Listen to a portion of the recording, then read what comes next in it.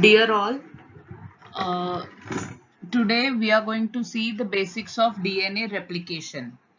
For DNA replication basics, make sure you go through the last lecture which I have already sent you, which covers the nucleotide basics and DNA structure, which is Watson and Crick model. So let us start with the today's lecture. Uh, as you all know, the central dogma of life is DNA replication, transcription, and translation. When divides, the copy of the DNA needs to be given to every daughter cells. So now, for that, the copy of the cell need to be made, and this copy of the cell is made through the replication of the DNA.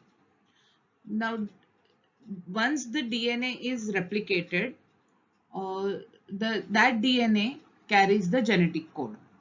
The genetic code is nothing but the every information required for that particular organism for survival. Every protein present in your body, whether it is enzyme, whether it is hormone, how it needs to be synthesized is coded into the gene, and that information is present in the DNA. So if that protein has to be synthesized, then the DNA has to be first transcribed into mRNA. It means mRNA will carries the code from the DNA, and then this mRNA will be translated into the protein. So in a simple language, the recipe of the protein is written in a code language onto the DNA. So if you want to synthesize the protein, then this code language has to be first transcribed into mRNA, and then mRNA will translate it into the protein. Therefore, DNA replication, transcription and translation will be called as central dogma of life. So today we are going to see the first part of the process, that is DNA replication. Before we see the actual process of DNA replication, we will see some fundamental rules of DNA replication. When we will look at the DNA replication process, our plan is to see the DNA replication in prokaryotes and then see the DNA replication in eukaryotes. So this is a part 1 PPT of DNA replication, which will only cover the basic or terminology related to DNA replication. In part 2 PPT, I will cover the DNA replication in prokaryote, and then I will part 3 PPT, I will cover the DNA replication of eukaryotes. So now, whether it is DNA replication in prokaryotes or eukaryotes, the fundamental rules of DNA replication remains same. So there are three fundamental rules which replication process follows. First, the replication process is semi-conservative.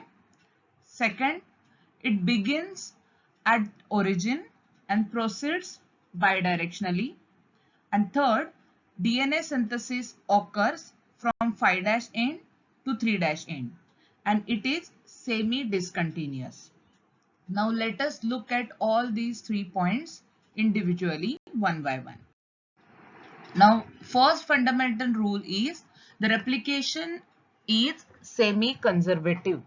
Now as you can see the diagram over here, this is a parent DNA from which the two strands will be synthesized.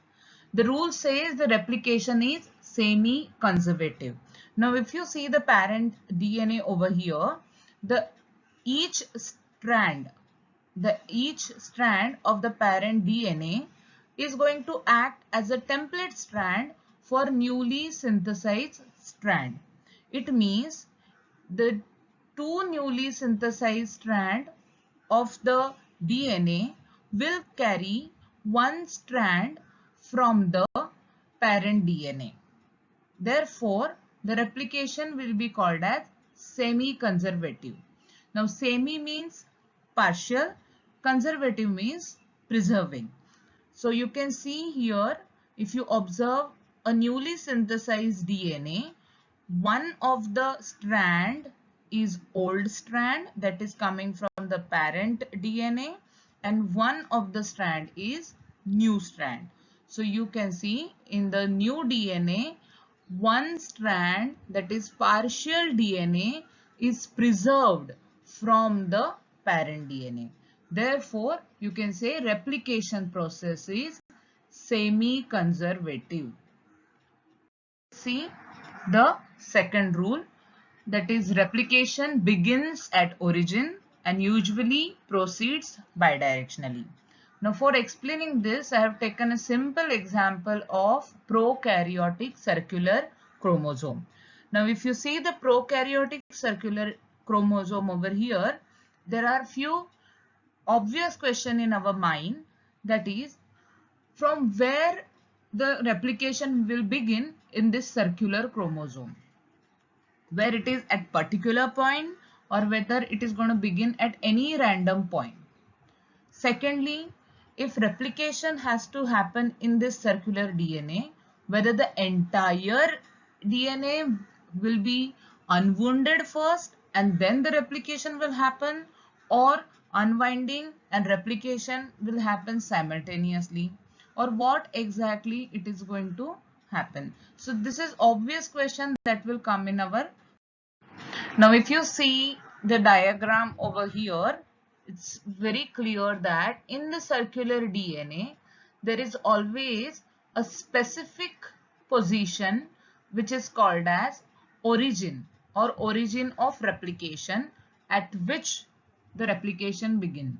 It is never at any random position the replication will start. The replication always begins at a specific point which is called as origin of replication. Then once the at origin of replication unwinding start, the replication and unwinding both happen simultaneously. And third, replication will happen bidirectionally. It happens from both the side. It does not happen only from one side. So if replication or unwinding happens at origin of replication at one point, the replication will happen anti-clockwise as well as it will happen clockwise. So it is bidirectionally. So this is second view. What is replication for? What we are looking at in the next slide is exactly this portion.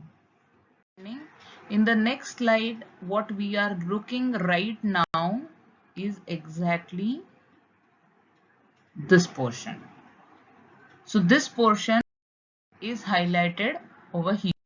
So now for synthesis of new strand, this strand is unwounded. While unwinding, the moment this is unwounded, the newly synthesized strand has to be synthesized from 5' to 3', from 5' to 3'. So this will happen in small fragments, which is called as Okazaki fragments. Therefore, you call the continuous strand will be called as leading strand, and the discontinuous strand will be called as lagging strand.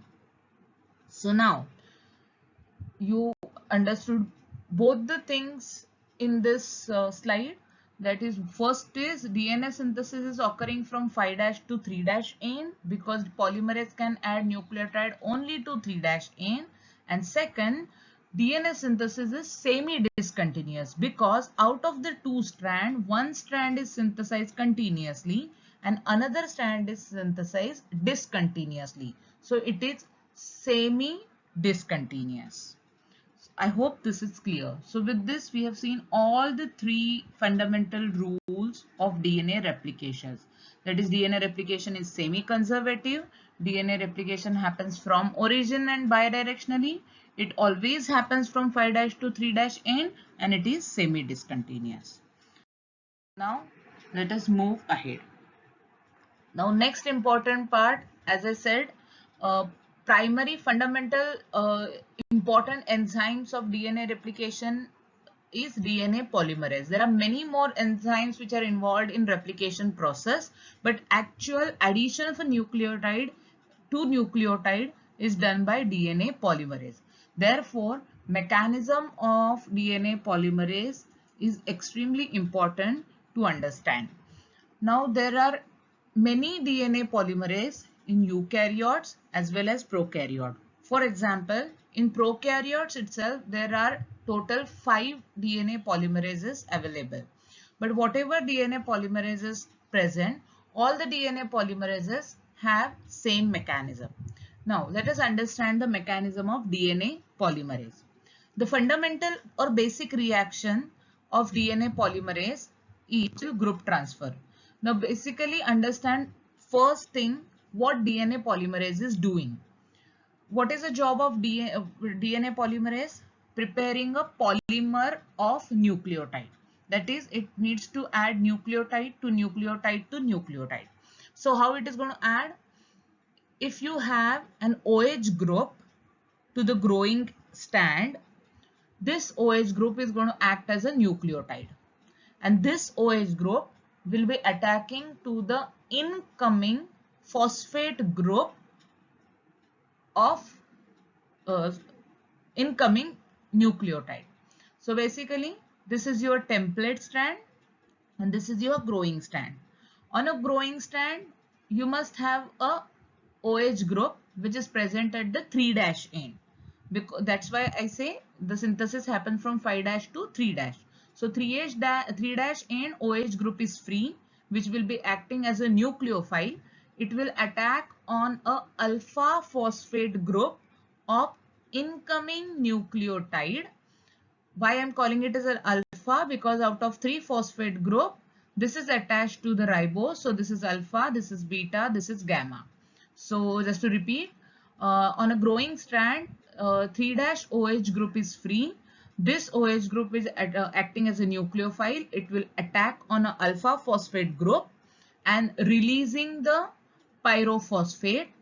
So pyrophosphate is released and there is a formation of phosphodiester bond and the nucleotide is attached to the growing strand with the pyrophosphate bond, and again the 3' OH group, is free. This 3' OH group will again act as a nucleophile on the and act on a next incoming alpha phosphate group of the next nucleotide. In this way, the chain of nucleotide will be lengthened. This is the mechanism of DNA polymerase. I hope you understood the mechanism of DNA polymerase. For your ease of writing, the mechanism is written on the slide. So this is a mechanism of DNA polymerase. Now apart from mechanism, there are two central requirements of DNA polymerase which are very important to remember. What do you mean by requirement? Requirement means DNA polymerase will not work unless and until these requirements are fulfilled. Now, what are those requirements? First, DNA polymerase require a template. So, if you see over here, this is a template strand. So, DNA polymerase, when it has to add a nucleotide to the growing strand, it needs to decide which nucleotide to be added. So if you see over here, for example, on a template strand, you can see the nitrogenous base is adenine. So the DNA polymerase decide the nucleotide should contain thiamine according to the Watson and Crick models base pairing AT.